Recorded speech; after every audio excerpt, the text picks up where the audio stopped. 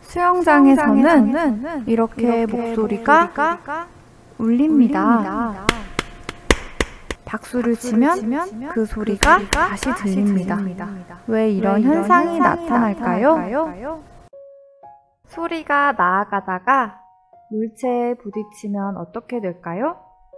오늘은 소리가 나아가다가 물체에 부딪히면 어떻게 되는지 공부를 해보겠습니다.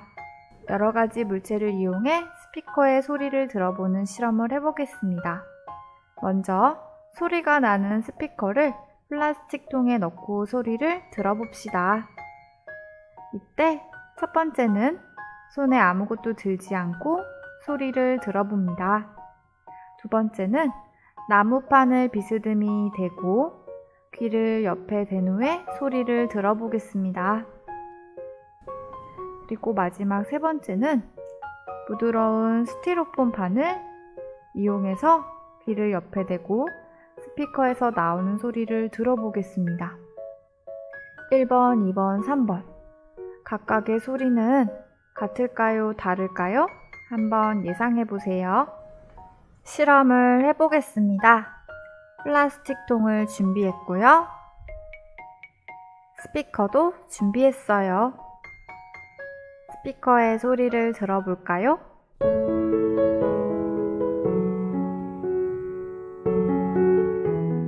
그리고 이건 나무판과 스티로폼 판이에요. 스티로폼 판은 부드러워서 이렇게 누르면 들어갑니다. 그리고 나무판은 스티로폼 판과 같은 크기이고 이렇게 딱딱합니다. 스티로폼 판은 부드럽고요. 이제 스피커를 플라스틱 통 안에 넣고 소리를 켜서 들어보겠습니다.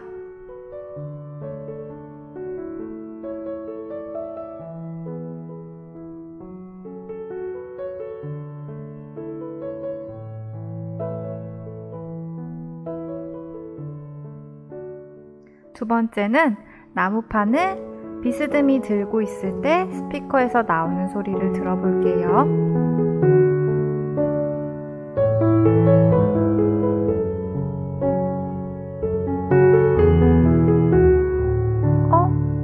아까보다 소리가 더 잘 들립니다. 소리가 더 크게 들려요. 이번에는 스티로폼 판.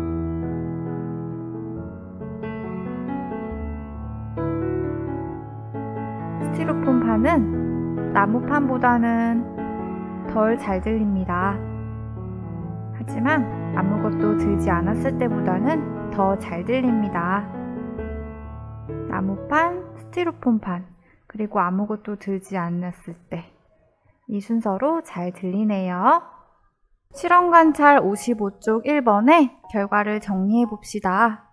세 가지 상황에서 소리가 크게 들리는 순서대로 적어볼까요? 첫 번째는 맞아요. 나무판을 귀에 대고 들었을 때 가장 잘 들렸습니다. 그리고 두 번째는 스티로폼 판이었어요. 그리고 마지막은 아무것도 들지 않고 소리를 들었을 때가 가장 작게 들렸습니다. 그렇다면 왜 이렇게 소리는 나무판이나 스티로폼 판을 옆에 대고 들었을 때 더 잘 들리는 걸까요? 이렇게 소리가 나아가다가 물체에 부딪히면 되돌아오게 됩니다. 소리는 나아가다가 물체에 부딪히면 되돌아온다. 이런 소리의 성질을 바로 소리의 반사라고 합니다. 소리의 반사는 나무와 같은 딱딱한 물체가 스티로폼 같이 부드러운 물체보다 소리가 더 잘 반사됩니다.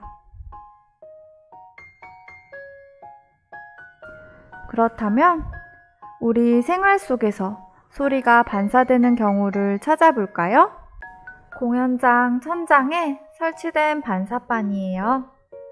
이렇게 천장이나 벽 부분의 반사판들이 소리를 반사해서 전체적으로 소리를 전달할 수 있습니다.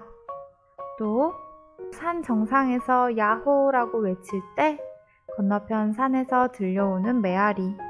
동굴 같은 데서도 소리가 울리죠?